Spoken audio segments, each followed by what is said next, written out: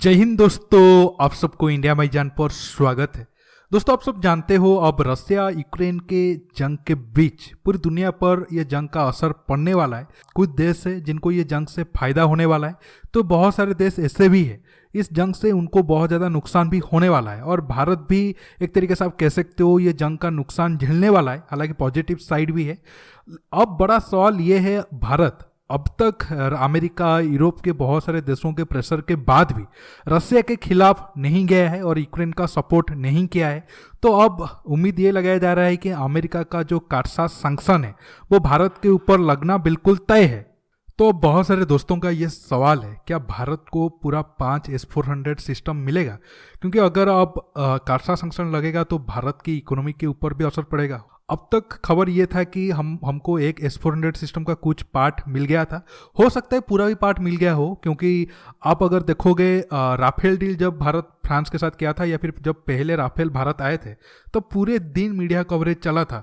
और S-400 भी Rafale से कम खतरनाक नहीं है, लेकिन S-400 जब भारत आए तो एक तरीके से आप कह सकते हो सीक्रेट वो चीज़ को रखा गया। और अब तक एक भी फोटो नहीं है भारत में S-400 आने का, या फिर भारत में अब तक S-400 पहुंचते हुए शायद 1-2 महीना हो गया है, फिर भी एक भी फोटो नहीं है, क्योंकि भारत इस डील को बहुत ज़्यादा ओपन नहीं करना चाहता था। तो ठीक है, अब तो एक S-400 सिस्टम आ गया है, तो क्या बाकी 4 S-400 सिस्टम भारत को मिल पाएंगे या नहीं मिल पाएंगे? आज मैं इसी टॉपिक पर बात करने वाला हूं। जानने के लिए आप आखिर तक के वीडियो को देखते रहिए और ज़्यादा से ज़्यादा लाइक शेयर करना बिल्कुल मत भूलिए। दोस्तों, अब दो पार्टी है, एक है रसिया और दूसरा है अमेरिका। पहले मैं रसिया की बात करता हूं। क्या रसिया की तरफ से कुछ ऐसा हो सकता है जिससे हमें S-400 ना मिले? देखिए, इसने भी दो सब केस है। पहला है कि रसिया नाराज होकर हमें S-400 ना दे। पहला केस है कि रसिया खुद नाराज होकर हमें S-400 ना दे, या फिर चीन के इन्फ्लुएंस में आकर हमें S-400 ना दे। क्योंकि आप सब जानते हो जब लद्दाख में विवाद हो रहा था तब मीडिया रिपोर्ट ये आया था कि चीन रसिया को ये कहा था कि भारत को एडवांस हथियार ना दे। और तब आप सब जानते हो हमें S-400 एक एडवांस हथियार था जो रसिया से मिलने वाला था।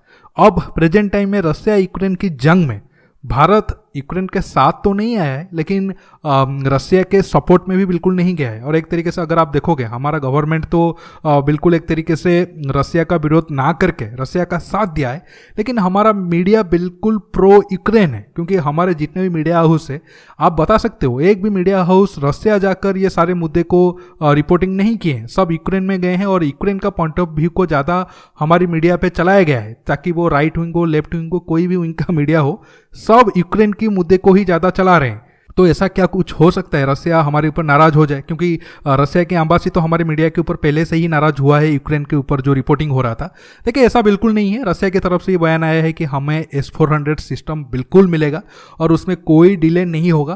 तो अब बड़ा सवाल ये है, चलो फास्ट केस तो सब केस तो क्लियर हो गया, क्या अमेरिका के सैंक्शन के कारण हमें मिलना मुश्किल हो सकता है? क्योंकि अगर हम पैसा नहीं दे पाएंगे तो रसिया चाहकर भी हमें S-400 सिस्टम नहीं दे पाएगा, क्योंकि पैसा तो मेन इंपॉर्टेंट चीज़ है। अब स्विफ्ट बैन से लेकर बहुत सारा सैंक्शन लग रहा है रसिया के ऊपर। देखिए, भारत और रसिया पहले से ही प्लान बनाकर रखे थे, और एक तरीके से आप कह सकते हो हमें S-400 सिस्टम इसीलिए देरी हुआ क्योंकि भारत पहले $1 बिलियन के करीब पेमेंट ठीक से नहीं कर पाया था, डिले हुआ था उसमें। अब भारत और रसिया ये प्लान कर रहे हैं कि ये डील रुपया और रूबल में करेंगे। अगर डॉलर में ये नहीं कर पाते हैं तो पेमेंट को लेकर भी ये डील नहीं रुकेगा, हमें बाकी 4 S-400 सिस्टम जरूर मिलने वाला है।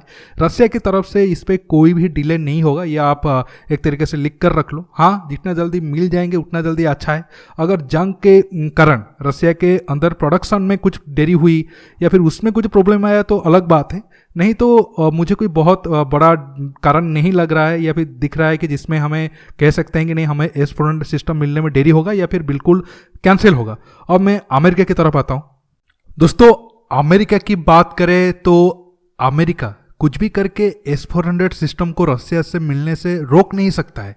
अब सवाल यह है, क्या अमेरिका भारत के ऊपर सैंक्शन लगाएगा या नहीं लगाएगा? पहले लग रहा था कि शायद अमेरिका भारत के साथ कोई बड़ा डिफेंस डील करके या फिर ट्रेड डील में जो डेफिसिट है उसको नेगोशिएशन टेबल पर रख के भारत को छूट दे सकता है।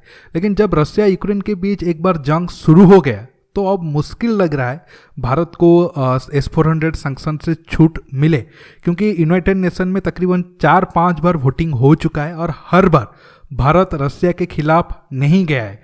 ऐसा भी है कि फ्रांस का कहने के बावजूद भी भारत रसिया के एग्नेस्ट नहीं गया है। हाँ, राफेल डील में तो हमें कोई फर्क ज़्यादा नहीं पड़ेगा क्योंकि फ्रांस अलग है, लेकिन अमेरिका भारत के ऊपर इसी बहाने बहुत सारा प्रेशर डाल सकता है। अब बड़ा सवाल ये है, क्या अब अमेरिका भारत के साथ कोई नेगोशिएशन करने के लिए तैयार है? जैसे कि भारत अगर नेवी के लिए F-18 खरीद लेता है $3-4 बिलियन का, या फिर $5 बिलियन का, या फिर $3 बिलियन का ड्रोन डील होता है, क्योंकि 10-12 बिलियन का डिफेंस डील अगर सब कुछ सही रहा तो 3-4 साल में भारत अमेरिका के साथ कर सकता है। या फिर ट्रेड डील में भी बहुत सारा ऑप्शन है नेगोशिएशन करने के लिए। अगर अमेरिका उसके लिए राजी हुआ तो हो सकता है सैंक्शन ना लगे और हमें S-400 मिल जाए। अगर अमेरिका अब बिल्कुल भी मूड में नहीं है, क्योंकि अब लग रहा है कि अमेरिका बिल्कुल भी मूड में नहीं है, क्योंकि अब जब क्वाड मीटिंग 2 दिन पहले हो रहा था तब भी अमेरिका क्वाड मीटिंग में रसिया यूक्रेन का मुद्दा उठाया था, लेकिन मोदी जी बिल्कुल ये कह दिए कि क्वाड का एक तरीके से बनाने का पीछे मकसद ये था चीन, ना कि रसिया। रसिया के लिए नाटो है, तो फिर अगर रसिया के अगेंस्ट कुछ कार्रवाई होता है या फिर आप एक्शन लेने के प्लान करते हो तो इसके लिए आप नाटो मीटिंग में बात करो। मतलब ये मैं बोल रहा हूँ, लेकिन उनका कहने का मकसद आप एक तरीके से कह सकते हो, क्योंकि अगर आप क्वाड देखोगे उसमें अमेरिका, जापान और ऑस्ट्रेलिया तीनों का कहीं ना कहीं दुश्मनी रसिया से है, लेकिन भारत का ऐसा कुछ भी नहीं है। तो भारत पहले दिन से ही बोल रहा है अगर क्वाड में आप चीन के एग्नेस्ट कुछ करना चाहते हो तो ठीक है, रसिया के एग्नेस्ट भारत बिल्कुल नहीं जाएगा। तो अगर आप मुझे पूछोगे तो मैं कहूँगा कार्सा के थ्रू भारत के ऊपर सैंक्शन लगना लगभग अब 90% तय है। अगर अब ऐसा होता है, ये इससे ज़्यादा नुकसान अमेरिका को होगा, क्योंकि भारत तो पहले से ही न्यूक्लियर बम ब्लास्ट के कारण 15-20 साल अमेरिका के सैंक्शन में रह चुका है। अगर अब अमेरिका भारत के ऊपर सैंक्शन लगाता है तो पहले से तो चीन जा चुका है, अब तो रसिया गया, अब भारत एक बड़ा देश उसके हाथ से जाएगा। अब मैं कहूँगा अब भारत बिल्कुल अच्छा पोजीशन में है नेगोशिएशन करने के लिए। अगर अब अमेरिका खुद के पैर पर कुल्हाड़ी मारना चाहता है तो वो मार सकता है, क्योंकि भारत अब S-400 डील को कभी भी कैंसिल नहीं करेगा। क्योंकि आप सब जानते हो अब S-400 पहली बार एक तरीके से कह सकते हो ऑफिशियली रसिया यूक्रेन जंग में इस्तेमाल हुआ, और उस एरिया में S-400 का परफॉर्मेंस बहुत अच्छा रहा है, क्योंकि S-400 बेलारूस में तैनात होकर भी 150 किलोमीटर दूर कीव में सुखोई 27 को मार गिराया है, और ये कोई छोटी मोटी बात है नहीं। अब आप समझ सकते हो हमारा S-400 पंजाब में तैनात होकर इस्लामाबाद, पेशावर तक भी जाकर अगर पाकिस्तान की कोई फाइटर एयरक्राफ्ट उड़ रहा है उसे उड़ा सकता है, और लद्दाख में तैनात होकर चीन के अंदर 100-150 किलोमीटर दूर भी वो टारगेट कर सकता है। तो फिर ऐसे एक हथियार को भारत कभी भी खोने नहीं देगा। अब अमेरिका समेत वेस्टर्न कंट्री को समझना चाहिए भारत एक इंडिपेंडेंट कंट्री है, और भारत स्वतंत्र है किस देश के खिलाफ बोलेगा या फिर किस देश के खिलाफ नहीं बोलेगा। क्योंकि POK हमारे पास 1947 से नहीं है। क्या अभी तक वेस्टर्न कंट्री पाकिस्तान के ऊपर कोई सैंक्शन लगाया है उस मुद्दे को लेकर? COK एक तरीके से आप कह सकते हो 1950 या 55 के बाद हमारे पास नहीं है। क्या चीन के साथ वेस्टर्न कंट्री कोई सैंक्शन लगाए हैं या फिर बिजनेस करना बंद कर दिए हैं? तो फिर वो लोग क्यों उम्मीद कर रहे हैं भारत रसिया के ऊपर यूक्रेन के मुद्दे को लेकर सैंक्शन लगाएगा या फिर उसका सारा संबंध तोड़ देगा? हर देश का अपना इंटरेस्ट है, और हमारा इंटरेस्ट ये है कि हम जितना मिनिमम हमारा दुश्मन रख सके, या और उसमें कोई बुराई है नहीं। अब आप दोस्तों कह सकते हो हमारा फॉरेन पॉलिसी बिल्कुल सही डायरेक्शन में जा रहा है।